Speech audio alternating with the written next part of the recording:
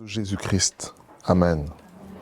Nous lisons 1 Roi au chapitre 3. Une des histoires les plus connues de la Bible, même par ceux qui ne sont pas chrétiens. 1 Roi chapitre 3. Et un événement majeur aussi dans la vie d'un homme. Et nous allons voir que cet événement majeur l'est aussi pour nous, à la lecture et à la méditation de cette portion d'écriture. 1 Roi, chapitre 3, à partir du verset 16. 1 Roi, chapitre 3, verset 16. Alors 2 femmes prostituées vinrent chez le roi et se présentèrent devant lui. L'une des femmes dit, « Pardon, mon Seigneur, moi et cette femme nous demeurions dans la même maison et j'ai accouché près d'elle dans la maison. 3 jours après, cette femme a aussi accouché. Nous habitions ensemble. Aucun étranger n'était avec nous dans la maison. Il n'y avait que nous deux. Le fils de cette dame est mort pendant la nuit parce qu'elle s'était couchée sur lui. Elle s'est levée au milieu de la nuit. Elle a pris mon fils à mes côtés, tandis que ta servante dormait et l'a couché dans son sein. Et son fils qui était mort, elle a couché dans mon sein. Le matin, je me suis levé pour allaiter mon fils et voici, il était mort. Je l'ai regardé attentivement le matin. Et voici, ce n'était pas mon fils que j'avais enfanté. L'autre femme dit, au contraire, c'est mon fils qui est vivant, c'est ton fils qui est mort. Mais la première répliqua, nullement, c'est ton fils qui est mort, c'est mon fils qui est vivant. C'est ainsi qu'elles parlèrent devant le roi. Le roi dit, l'une dit, c'est mon fils qui est vivant, et c'est ton fils qui est mort. Et l'autre dit, nullement, c'est ton fils qui est mort, et c'est mon fils qui est vivant. Puis il ajouta, apportez-moi une épée. On apporta une épée devant le roi. Et le roi dit, coupez en deux l'enfant qui vit, et donnez-en la moitié à l'une, et la moitié à l'autre. Alors la femme dont le fils était vivant sentit ses entrailles s'émouvoir pour son fils. Et elle dit au roi, « Ah, mon Seigneur, donnez-lui l'enfant qui vit, et ne le faites point mourir. » Mais l'autre dit, « Il ne sera ni à moi, ni à toi. Coupez-le. » Et le roi, prenant la parole, dit, « Donnez à la première l'enfant qui vit, et ne le faites point mourir. C'est elle qui est la mère, qui est sa mère, pardon. » Tout Israël apprit le jugement que le roi avait prononcé, et l'on craignit le roi, car on vit que la sagesse de Dieu était en lui pour le diriger dans ses jugements. Voilà notre texte, en tout cas d'où nous allons tirer notre pensée de ce matin. Alors, on vient trouver le roi Salomon qui est fraîchement devenu roi. Et Salomon a fait une prière à Dieu en disant « Seigneur, donne-moi la sagesse pour diriger ton peuple. » Et 2 femmes se présentent devant le roi. On a lu l'histoire. Et comment départager ces 2 femmes? Comment discriminer le vrai du faux? Est-ce simplement par la bonne foi? En tout cas, les 2 semblent déterminés dans ce qu'elles veulent. Donc là, à ce niveau-là, c'est difficile de dire qui est vrai, qui est honnête, qui fait preuve de bonne foi. À ce moment-là, c'est très difficile. Vous savez, il n'y a pas, à cette époque, des tests ADN. Aujourd'hui, c'est très rapide.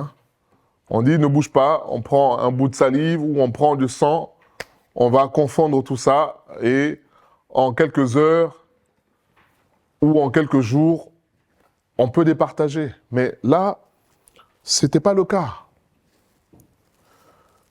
Salomon dit, ok, bon, pour départager, on va couper l'enfant en deux, ça sera équitable, 50-50, comme ça, il n'y aura pas de jaloux. Voilà. Et ce coup, excusez-moi de parler trivialement, de bluff, c'est une inspiration divine. Salomon dit, on va couper l'enfant en deux.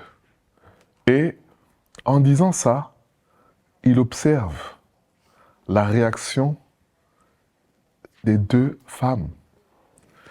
C'est pas prévu dans notre exhortation aujourd'hui, mais ça me vient. C'est que, bien aimé, quelquefois, et bien souvent, nos attitudes nous accusent ou nous justifient. Vous savez, quelqu'un qui est attentif, il y a ce qu'on appelle, nous, dans le social, les comportementalistes, les psychologues vont dire qu'il y a le langage verbal et le langage non verbal. Quelquefois, quelqu'un peut dire oui avec la bouche, mais dans son discours, ou avec la tête peut-être, mais dans son discours, tu te rends compte que maintenant, en fait, il dit le contraire de ce qu'il montre. Vous voyez? Il y a des gens, par leur attitude, tu comprends que là, il n'est pas content. Peut-être qu'il n'a pas montré, mais dans sa façon, vous savez, il y a parfois des mimiques, hein. Quelqu'un qui fait un geste. Vous voyez, tu poses la question à quelqu'un, tu reviens à quelle heure? Bon, il n'a pas parlé, hein. Mais toi qui lui poses la question, tu sais que là, je l'ai agacé. Vous voyez, la réaction, et souvent même la réaction, est plus vraie que ce qu'on peut dire. Vous savez, les hommes politiques, ils peuvent dire le contraire de ce qu'ils pensent avec conviction. Il peut même pleurer, hein.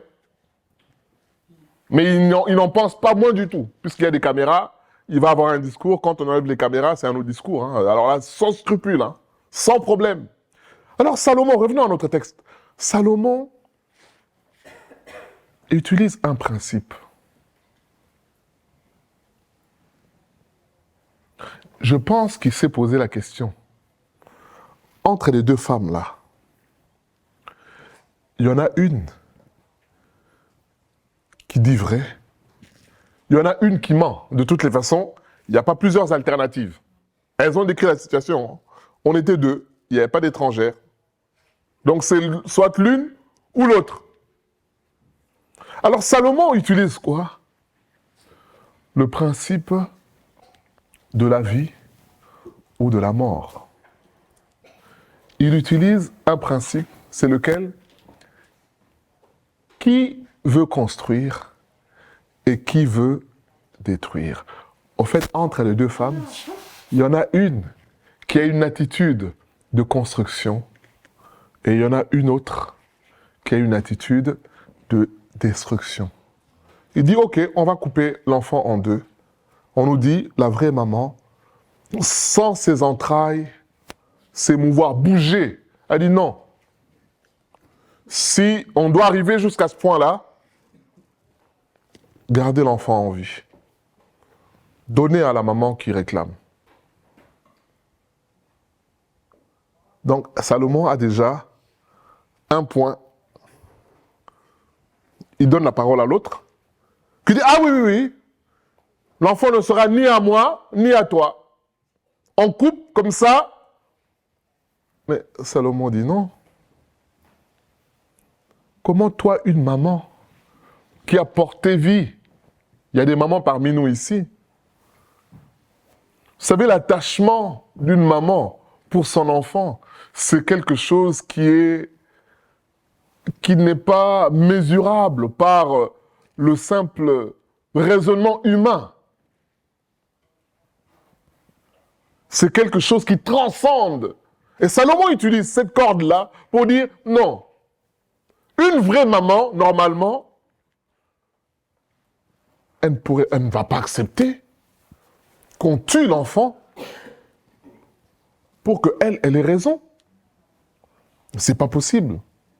Il dit, quitte à se tromper, je pense que la vraie maman, c'est celle qui préfère que l'enfant soit en vie.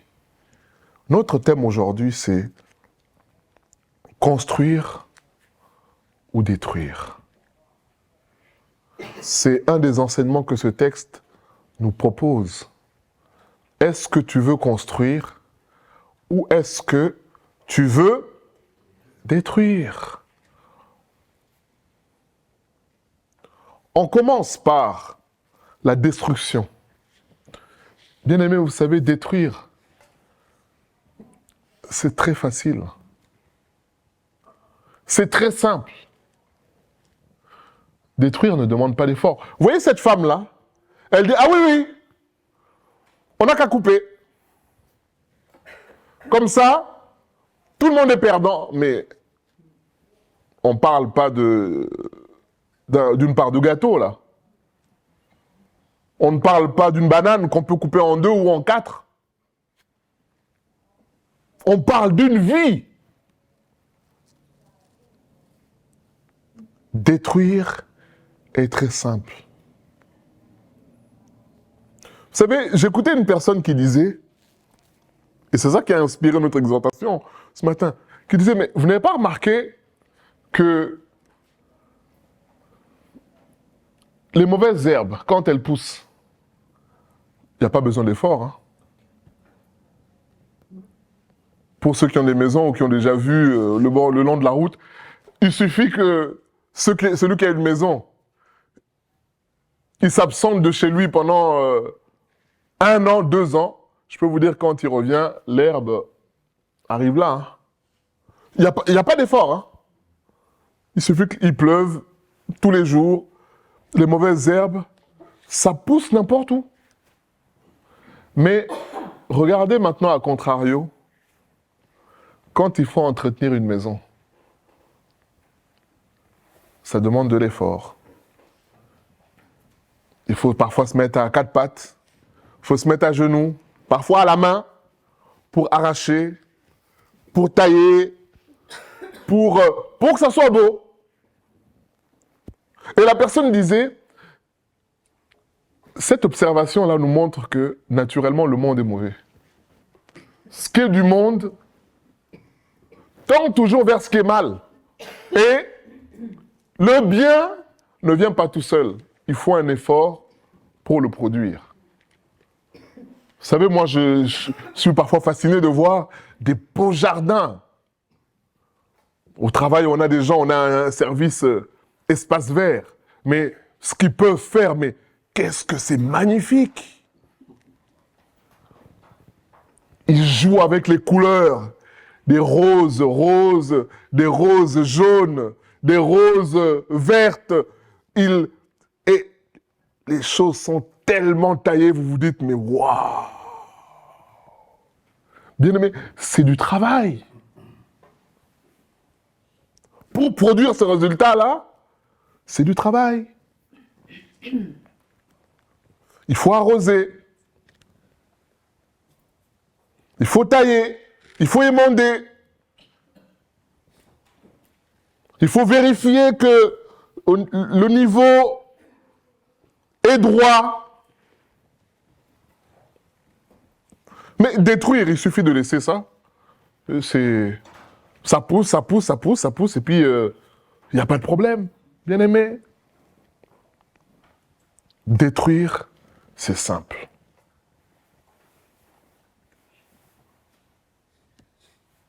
Se mettre en colère, c'est simple. Je connais quelqu'un qui disait, la colère, c'est l'arme du faible. Et souvent, quand on est en colère, tu vas mal parler. Insulter quelqu'un, bien aimé, c'est simple.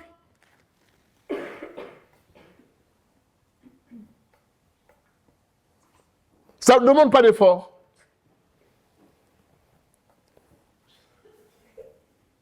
Détruire est simple. Vous voyez Proverbe 14, verset 1. La femme sage bâtit sa maison, mais l'insensé l'a détruit de ses propres mains. Ce verset-là, bien sûr, on s'adresse aux femmes, mais en réalité, ça s'adresse à tous les humains. Détruire est très simple.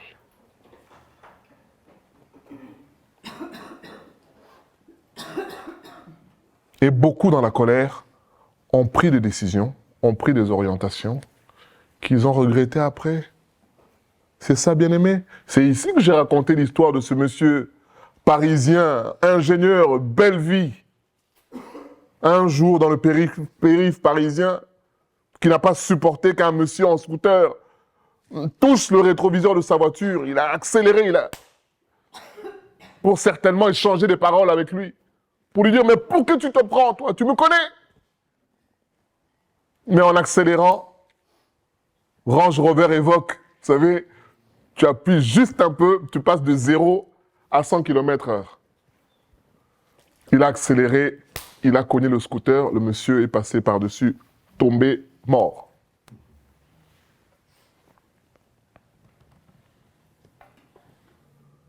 Toute la vie. Parce que là, lui qui allait au boulot, qui était le directeur technique ou je ne sais pas, informatique de la grande boîte, terminé. Tu te retrouves en garde à vue. Pour homicide involontaire, je ne sais pas comment ça avait été qualifié, mais en tout cas, tu as tué quelqu'un.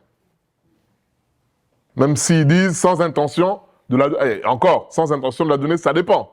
Si l'autre a un avocat qui est bon, il va dire « Ah non, non, non ». Il savait que la voiture est une arme. Donc quand il a accéléré, peut-être qu'il voulait tuer. Voilà, donc tout dépend du procureur et de l'avocat en face. Mais toujours est-il, bien aimé, que vous voyez un homme qui avait une vie tranquille, 2 enfants, plaisir Grignon dans le 78, maison avec piscine, résidence secondaire en Normandie. Eh bien, ce jour-là, il n'a pas supporté d'être vexé.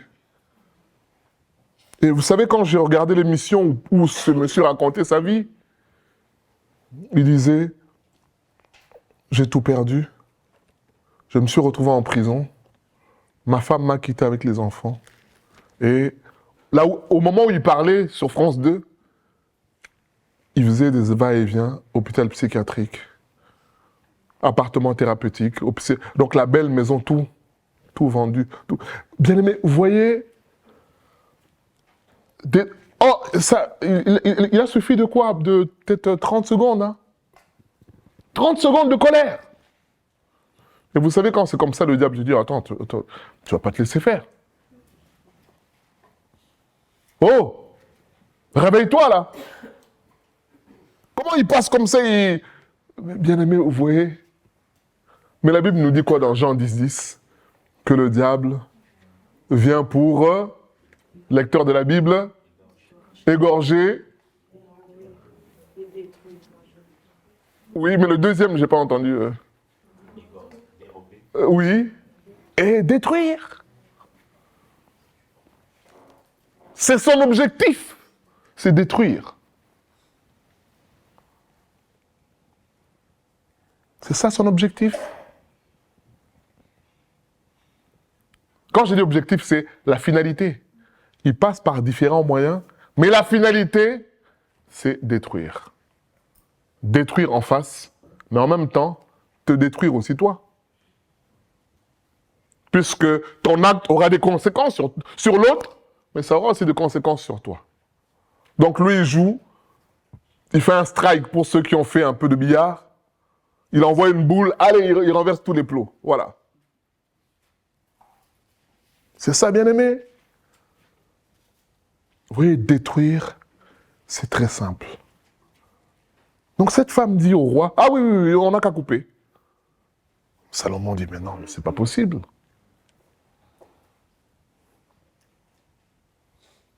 Tu n'as même pas eu de prendre le temps de discuter ou de dire, bon, roi,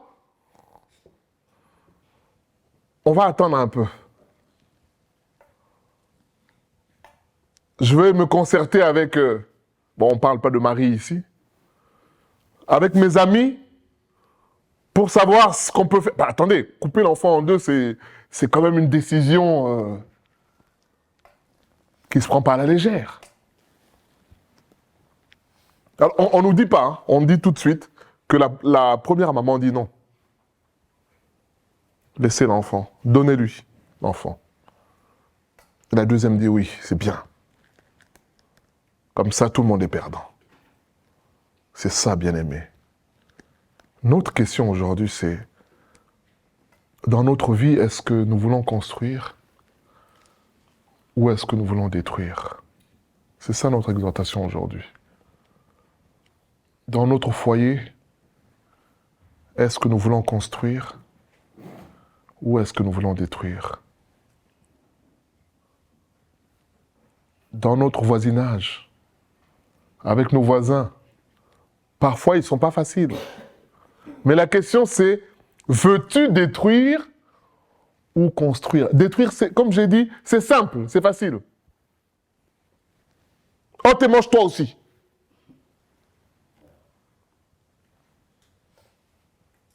C'est simple. Tu rends à l'autre ce qu'il t'a donné, c'est simple. Mais bien aimé, construire, c'est dur. Bien aimé, construire, c'est... Vous savez, je méditais la réponse de cette femme. Bien aimé, on ne parle pas de chrétiens à cette époque-là. Hein. Citons-nous dans le contexte. Le roi dit, ok. Et vous savez, la parole du roi, c'est une parole qui porte. Le palais royal, lecteur de la Bible, vous rappelez, hein, comment Salomon a bâti sa maison. Vous vous souvenez, bien-aimés? Donc c'était une maison imposante. Et comme je disais une fois ici, remarquez tout ce qui est tribunal de grande instance, ce sont des bâtisses qui sont grandes, imposantes. C'est fait exprès pour que quand tu arrives, que tu te sentes petit dedans. Donc, toi, en tant qu'individu, face à une machine, c'est fait exprès, bien aimé, c'est fait exprès. Regardez bien les tribunaux de grande instance, quand vous arrivez, il y a peut-être 30 marches que vous allez monter pour arriver là-haut. Et quand vous arrivez, c'est un labyrinthe. Hein. Des salles, tout ça est construit comme ça pour te rappeler qu'attention, là, toi, tu es petit, tu arrives dans une machine qui est grande. Alors, le palais que Salomon a construit, c'était un grand palais. Donc, ne serait-ce que rentrer dedans, vous savez, quand vous arrivez à l'Élysée, monter juste le perron, là, comme ils appellent, hein, vous savez, le perron de l'Élysée, là, c'est impressionnant. Hein. C'est impressionnant. Déjà, qu'on vous laisse passer, même si vous avez l'invitation du président,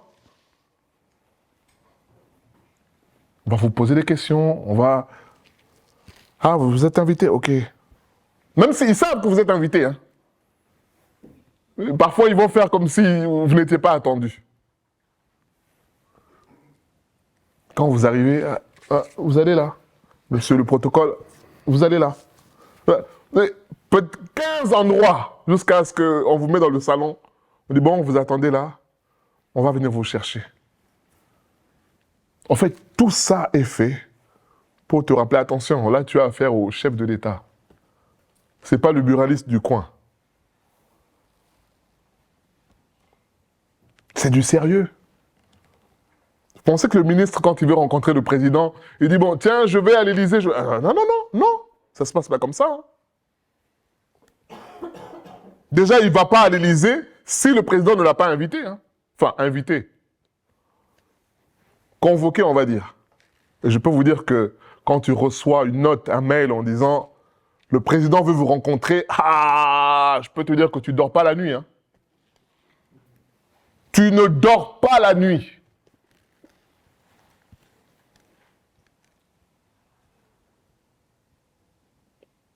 Et vous voyez, Dans tout ce décor-là, le roi dit, bon, allez, ramenez une épée. Les gens viennent avec l'épée. Il dit, coupez l'enfant en deux. La maman se lève et dit, non. Laissez l'enfant. Donc, elle prend le risque de contredire le roi.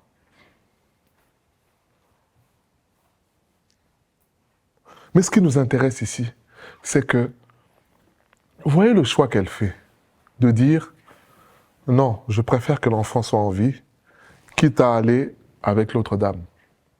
Vous voyez, bien aimé, construire rime avec renoncer à soi. Elle renonce à elle-même. Construire rime avec renoncer à avoir raison. Puisque souvent, dans les conflits qui nous opposent, notre bonne foi nous dit, non mais j'ai raison, oui, mais la question c'est pas j'ai raison ou l'autre a tort. La question c'est qu'est-ce que Dieu attend de moi dans cette situation-là? Peut-être que Dieu attend de moi que je me taise. Oui, mais j'ai raison. Comment les gens vont savoir? Oui, mais oui. Dieu va te justifier.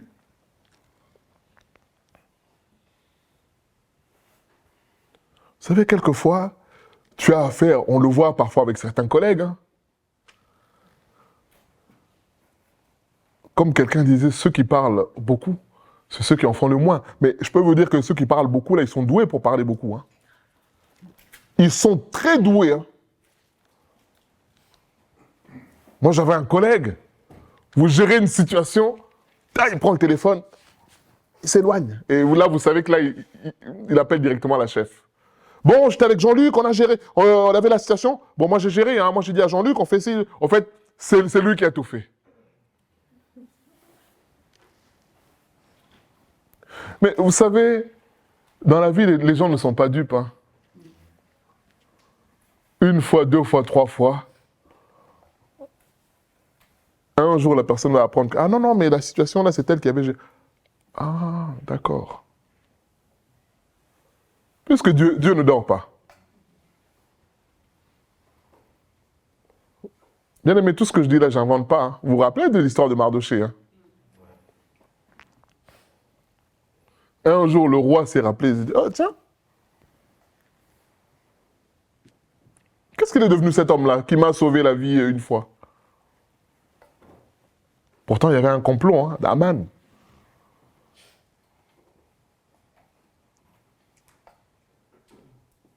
Et souvent, ceux qui en font le moins, ah tiens, bon, c'est moi qui ai fait, hein, c'est moi qui ai travaillé, hein, sur le rapport, hein, c'est moi qui ai...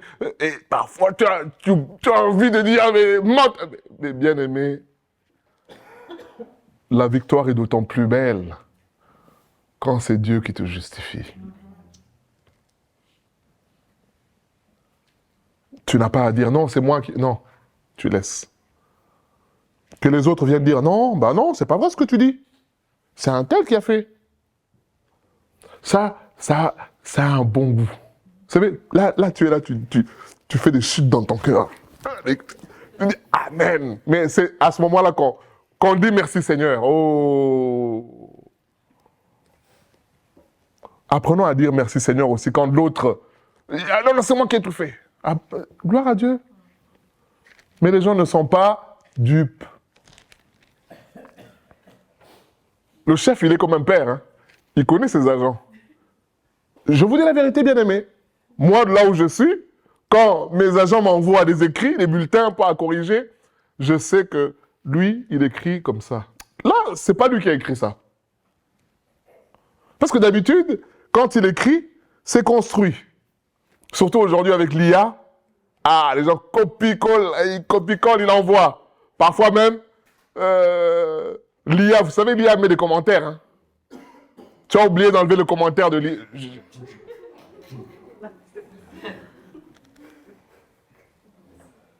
Tout ça pour dire que moi, je sais comment mes agents écrivent. Quand je lis, parfois je veux dire, oh, mais tiens, Johan, ça va pas là, en ce moment-là. Ça fait 2 fois qu'il m'envoie des écrits. Il y a des fautes d'orthographe, il y a... Tiens, Johan, ça va? Ouais, bah, non, mon père, il va mal. Ah, bah, Je comprends. Parce que là, en ce moment, je te lis. D'habitude, quand je te lis, corrige un ou deux mots au niveau de la syntaxe, mais il n'y a pas de faute d'orthographe. Mais là, ça fait plusieurs fois que il y a un problème. Rien que ça peut me donner une indication pour dire non, il a un problème, ça va pas. Parce que d'habitude, c'est pas comme ça. Mais à contrario, il y en a aussi, quand tu corriges, tu sais qu'à lui, à chaque phrase, il y a des fautes. Tu le sais.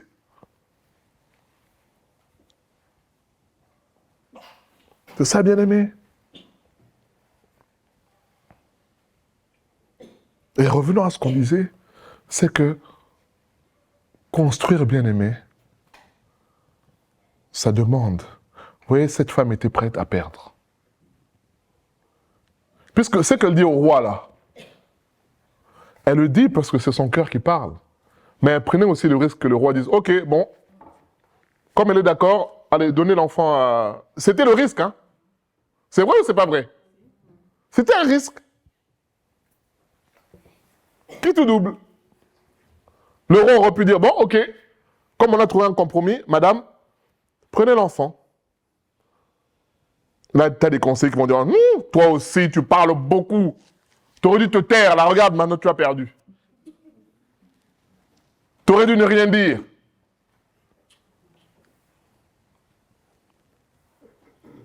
Mais bien aimé, la vérité, elle paye toujours. Peut-être que sur le coup, tu passes perdant. Mais à long terme, à moyen terme, tu en sors gagnant, bien aimé. Vous savez, quelqu'un te parle mal. Tu lui dis que Dieu te bénisse. Sur le coup, c'est toi qui es la poule mouillée, hein, excusez-moi de parler de façon triviale. Sur le coup, on va se moquer de toi. Ah non, non, alors moi, on m'aurait pas parlé comme ça. Alors là, c'est pas possible. Hein. Oui, mais sur le coup, c'est comme ça. Mais peut-être qu'un jour, cette personne-là viendra dire, mais dis-moi, j'aimerais être comme toi. On te critique, tu réponds pas. On était en réunion avec la direction. Non, on a eu une réunion avec la direction la semaine dernière. Et après ça, j'ai fait un débriefing avec mon équipe. Et il y a un de mes agents, un ancien, un vieux. On parlait d'une situation. Il m'a fait rire puisqu'il dit, ah non, non, non, chef, non, non, Jean-Luc, non, non, moi je donne pas l'ajout pour qu'on me gifle. Hein. Donc, moi, je dis, mais ah bon et moi, ça m'intéresse ce qu'il dit là. Je voulais lui demander, mais tu lis la Bible, mais c'était en réunion d'équipe. Donc, je le regarde. Et il continue. Il dit, avec le sourire, hein, ah, moi, je suis pas Jésus. Hein. Il dit, oh, Jésus est rentré dans la discussion ici. J'ai dit, oui, c'est ça même, c'est ça. Il faut accepter. Ah, non, non, non, moi, je suis pas Jésus. Hein. Ah, non, non, non, non, non. C'est pas possible. Hein. Moi, je peux pas accepter. Mais bien aimé, je sais pas. Peut-être qu'il a entendu parler de Jésus. En tout cas, il sait qui est Jésus. Qui ne rend pas le mal par le mal. Qui surmonte le mal par le bien. Bien aimé, c'est ça construire. Nous sommes d'accord, moi le premier, que ce n'est pas facile. Vous savez, la décision que cette femme prend là, c'est pas simple. Mais c'est ça, bien aimé. Détruire, c'est très rapide. Vous avez déjà vu comment on détruit les immeubles là? On met des dynamites à gauche, à droite, on appuie sur un bouton, poum, tout tombe. Mais construire ça, c'est des années parfois. Construire un immeuble, ça prend du temps. Ça nécessite plusieurs corps de métier. Il faut que l'autre intervienne avant que l'autre agisse. Il faut que l'autre... Vous voyez, toute cette organisation de chorale pour que le travail soit rendu. Bien aimé, c'est ça construire. C'est pas quelque chose de simple. Mais c'est ça notre exhortation aujourd'hui. Détruire est trop facile. Vous savez, il y a des gens qui divorcent, ils vont dire, bon, on n'est plus compatibles. Bon, fut un temps, vous étiez compatibles au restaurant, vous aimiez les couleurs, lui il aime la couleur bleue, moi j'aime la couleur verte. Là, c'était compatible. Mais à un moment donné, on n'est plus... Et vous savez, à ce moment-là, la solution, entre guillemets, de facilité, c'est quoi? Bon, tu traces ta route, hein. Moi aussi, je prends ma route.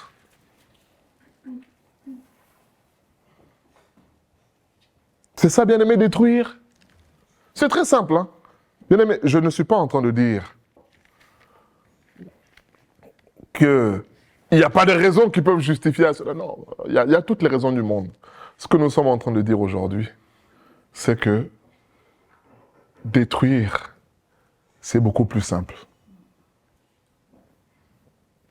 Et souvent, quand on détruit, comme cette femme, la deuxième, c'est qu'on ne pense qu'à soi. Est-ce que vous vous êtes mis dans la tête, est-ce qu'elle a pensé à l'enfant qui allait être coupé en deux, là? Est-ce qu'elle a pensé à l'enfant? Elle dit juste, l'enfant ne sera ni à moi, ni à toi.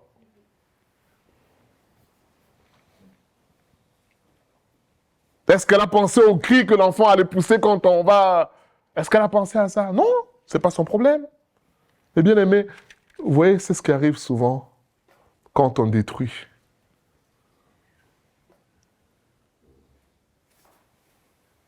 Tu boudes. Il y a des gens qui sont spécialistes dans le boudage. Quand ils boudent,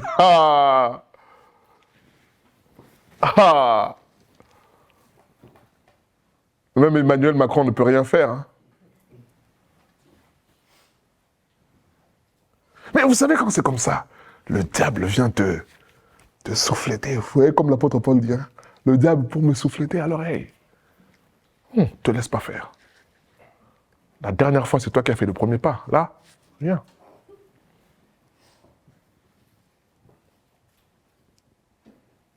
D'ailleurs, si tu fais le premier pas, il va croire qu'il avait raison. Bien aimé, ouais. Non, c'est pas ici. Hein. Ou bien, c'est pas ici. Ici, il n'y en a pas ici. Ou bien... Bien aimé, vous voyez, il y a une jouissance là-dedans. Mais bien aimé, c'est le diable.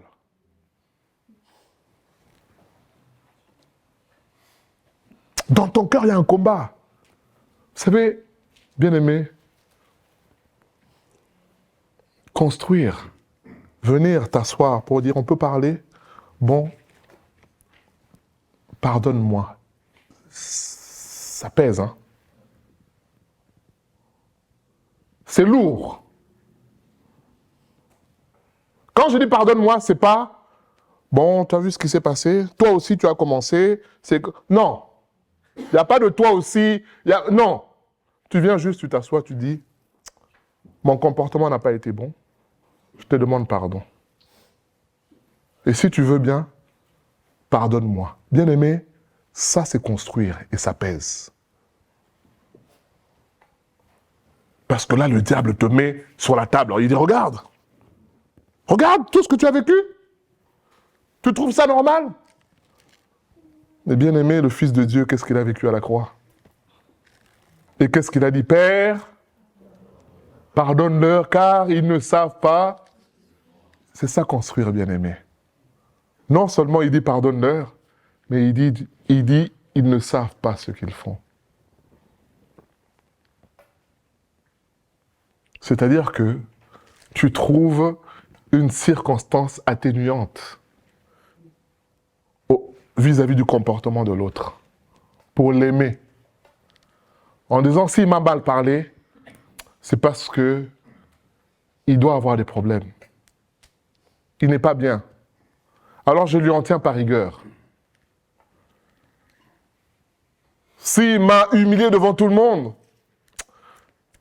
c'est parce que il a quelque chose dans sa vie qui le dérange. Alors je ne veux pas m'arrêter là-dessus. Je veux passer au-dessus. Vous voyez, bien aimé, c'est ça construire. Mais détruire, c'est quoi? Ah, t'as vu? Encore qu'il me parle comme ça entre nous. Ça va. Mais là, devant tout le monde. Ah non, là, c'est trop, là. Là, il m'a humilié devant tout le monde. Mais bien aimé, construire n'est pas quelque chose de naturel.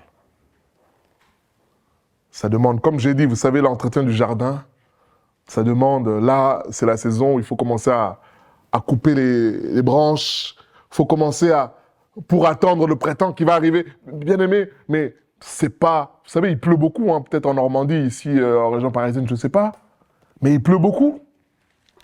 Mais c'est là que tu dois couper les branches, dans le froid, la pluie, la boue. C'est pas agréable. Mais les spécialistes vont dire, oui, mais c'est à cette période-là qu'il faut commencer à couper, qu'il faut... Et c'est pas agréable. Mais détruire, t'as juste à laisser les choses comme ça, tout seul, et puis ça se fait. Hein. Tu laisses. C'est ça, bien-aimé, notre exhortation aujourd'hui. Qu'est-ce que nous voulons? Est-ce que nous voulons construire? Ou est-ce que nous voulons détruire? Nos relations fraternelles. Puisque tel a fait ceci, bon, je prends telle décision.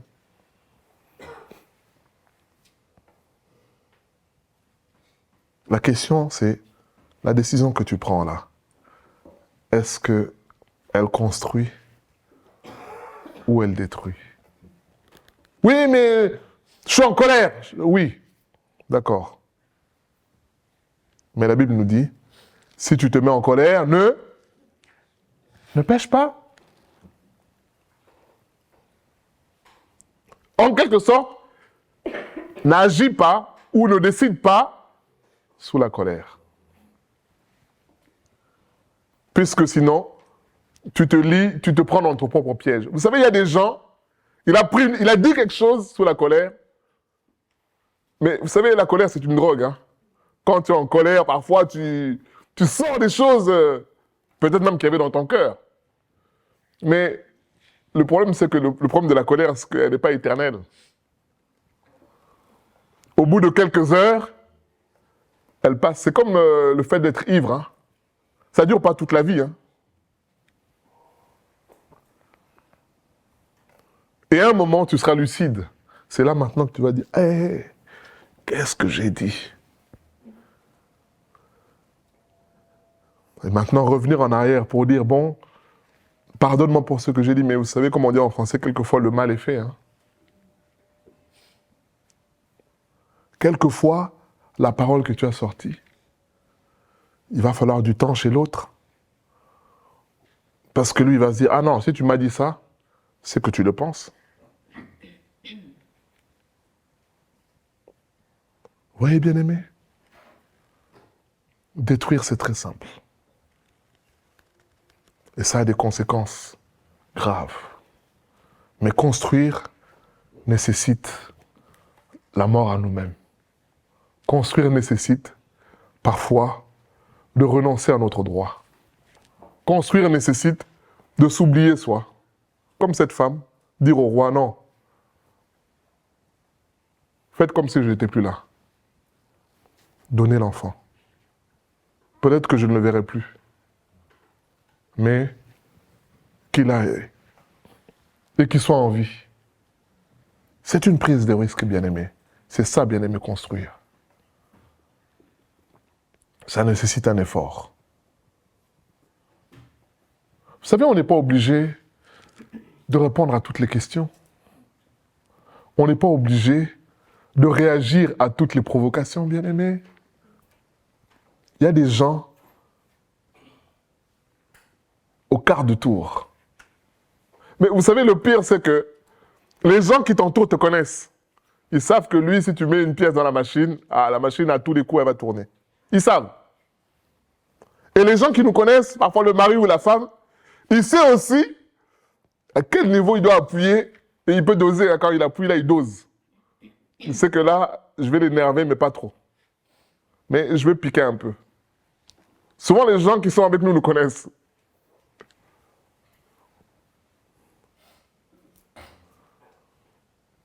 Moi, je me rappelle quand on était petit, jeune, parfois avec les frères, j'en avais un qui était très taquin. Il disait rien, juste il passe à côté de toi, il te regarde, il sourit. Mais le sourire, son sourire là, en fait, il te provoque. Mais toi, tu n'as pas d'éléments probants pour aller dire aux parents, parce que tu vas dire quoi? Il m'a regardé. Mais oh, il t'a regardé? Il t'a dit quoi? Non, il m'a rien dit. Il m'a juste regardé.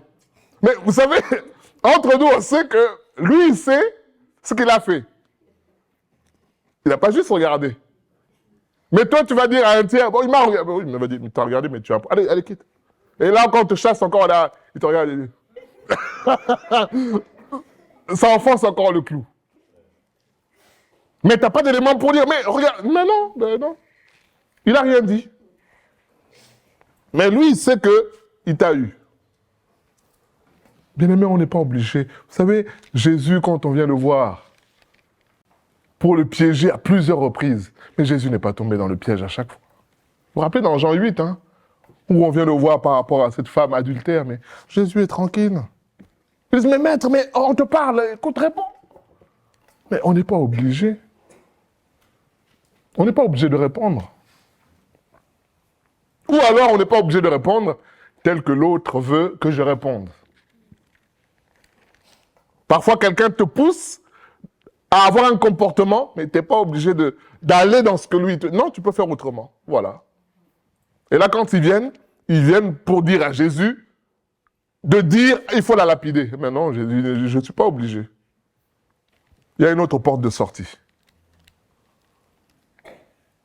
Comme vous l'accusez, ok, que celui qui est sans péché fasse justice. Et là, ils ont été confondus. Bien aimé, c'est ça. On n'est pas obligé de répondre. On n'est pas obligé de tout relever. Vous vous rendez compte, si le président de la République, M. Macron, devait tenir compte de toutes les paroles de 66 ou 5 millions de Français, ah, je peux vous dire que tu finis par te mettre une corde au cou, hein. T'es pas obligé de relever tout ce que les gens disent. T'es pas obligé.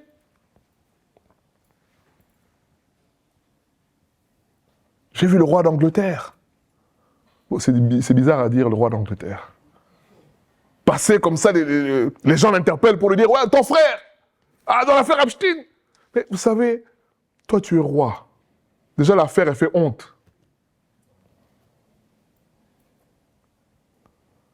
Vous savez, le roi, il est passé, il a souri. Alors, il est passé. Tu vas répondre quoi? Tu vas dire, ah, moi je suis roi, tu oses me parler comme ça? Oh, on va dire, voilà. Voilà comment il s'est comporté. Invectivé par la foule. Ton frère, Andrew. Alors, il est parti. Il n'a pas répondu.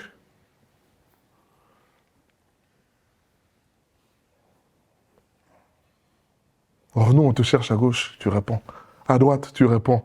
En haut, tu réponds. En bas, à un moment donné, tu vas finir par faire une gaffe.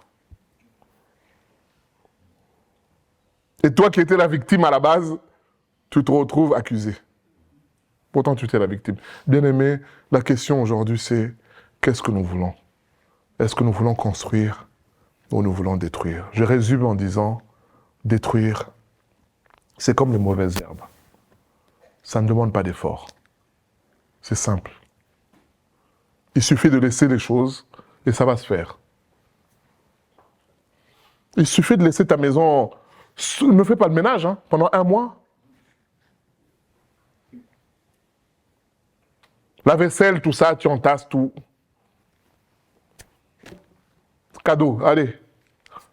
Il suffit.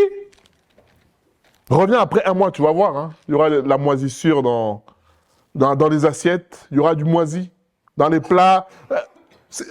Détruire, c'est très simple. Tu laisses encore 1 ou 2, 3, 4 mois, tu vas voir que le mur, l'humidité...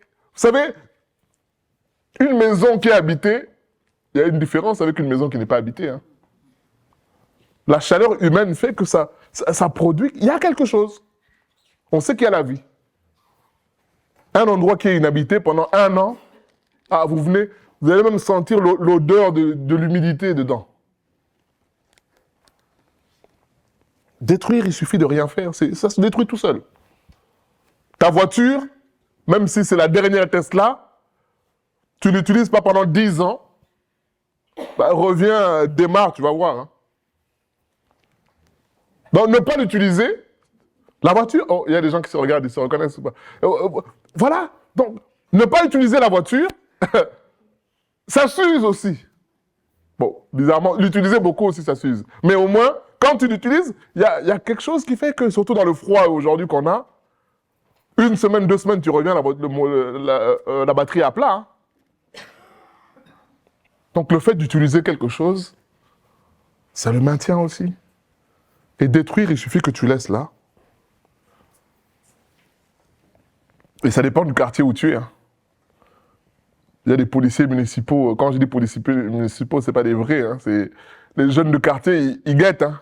Ah, la 308, là, ça fait 1 mois qu'elle est là. 2 mois. 3 mois. Ah, ils vont venir la visiter. Hein.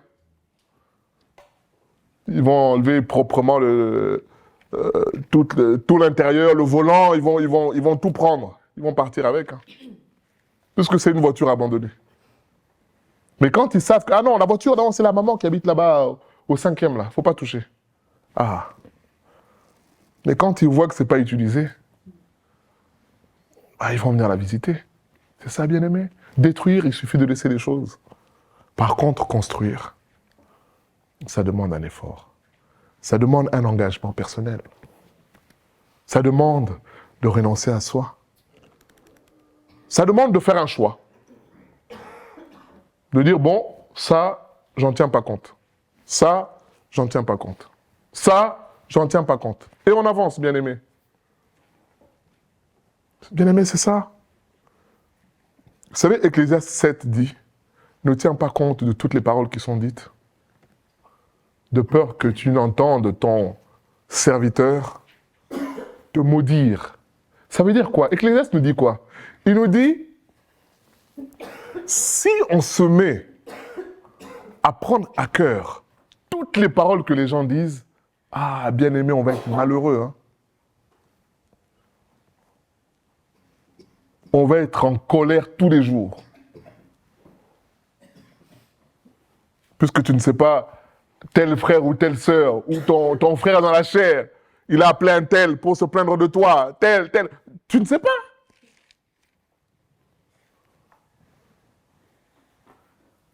Tu ne sais pas.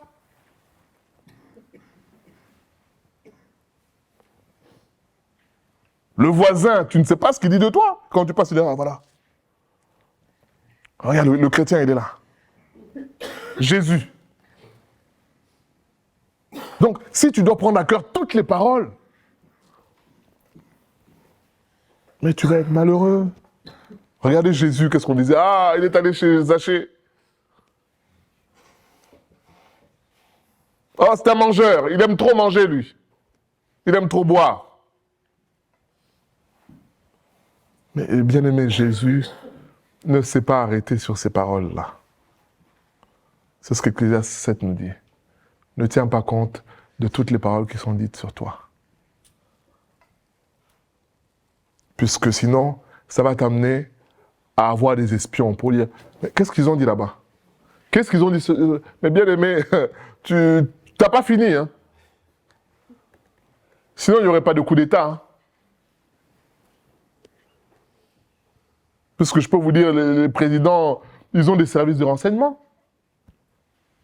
Ils ont tout ça. Mais est-ce que ça suffit de te garder? Il y a un verset qui dit, le cheval est préparé pour la guerre. Mais la victoire appartient à l'Éternel.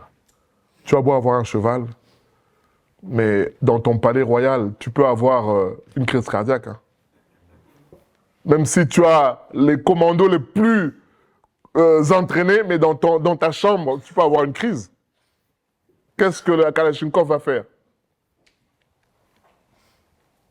Est-ce qu'elle va te protéger? C'est ça, bien-aimé. Notre exhortation est là pour nous dire aujourd'hui, qu'est-ce que nous voulons? Est-ce que nous voulons construire ou est-ce que nous voulons détruire? Détruire est simple. Construire nécessite l'aide de Dieu. Dire au Seigneur, Seigneur, tout seul j'ai du mal. Seigneur, aide-moi. Aide-moi à avoir la bonne attitude. Aide-moi à avoir le bon comportement. Aide-moi à ne pas rendre le mal par le mal. Aide-moi à ne pas me laisser influencer par le mal, par les critiques. Vous savez, ce sont des choses que la chair aime. On t'appelle pour dire, bah, tu es au courant? Tu as vu ce qui s'est passé avec un tel? Ce sont des choses que la chair aime. Toi aussi, à ton tour, tu vas aller...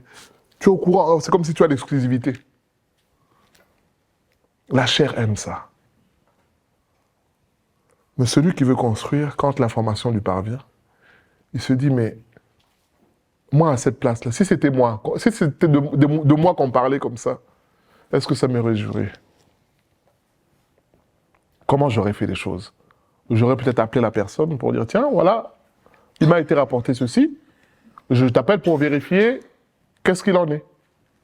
Et parfois, on va dire, ah non, c'est pas du tout ça. Ah ben voilà. Ou alors, oui, c'est ça, mais je demande pardon. Voilà, par la grâce de Dieu, pardonnez-moi. Vous voyez, ça s'arrête là. Mais tu vas aller colporter, l'autre va colporter, et puis chacun va rajouter aussi sa touche. Il va mettre ses oignons, il va mettre ses épices, il va rajouter des choses, et de déformation en déformation, et voilà. Mais celui qui construit, lui va à la source. C'est ça notre exhortation aujourd'hui. Qu'est-ce que nous voulons? Est-ce que nous voulons construire ou est-ce que nous voulons détruire? Sachant que la finalité du diable, c'est détruire et nous détruire aussi. C'est ça son objectif. Nous allons prier pour que Dieu nous aide au nom de Jésus. Seigneur, nous bénissons ton nom pour ta parole et nous prions pour que tu nous aides, Seigneur, à faire le choix de construire, Seigneur. Comme nous l'avons vu, Seigneur, avec ces deux femmes, celle qui était favorable à ce qu'on coupe l'enfant en deux, Seigneur, a manifesté une attitude de destruction, Seigneur. C'est ce qui peut nous arriver aussi. Il nous arrive de prendre des décisions sous l'effet de la colère, Seigneur. Puisque nous avons été vexés, puisque nous avons été humiliés peut-être. Seigneur, nous avons dit que détruire est très simple. Mais ça a des conséquences graves. Mais construire nécessite de renoncer à soi. Construire nécessite notre engagement. Construire nécessite notre décision chaque jour. Construire nécessite le fait de mourir à soi-même. Construire nécessite le fait de s'oublier comme cette femme qui a été prête à s'oublier. Seigneur, nous prions pour que tu nous aides, Seigneur. Dans notre vie, partout où nous sommes, à être des bâtisseurs et non ceux qui détruisent, Seigneur. Nous reconnaissons que c'est difficile de demander pardon. C'est difficile quelquefois de confesser que nous avons mal fait. C'est difficile quelquefois de dire que nous nous sommes trompés. C'est difficile de se repentir puisque nous nous exposons au jugement des autres. Seigneur, nous prions pour que tu nous aides à faire ce choix chaque jour, Seigneur. Au nom de Jésus-Christ, à toi la gloire et la louange au siècle des siècles. Amen. Gloire à Dieu.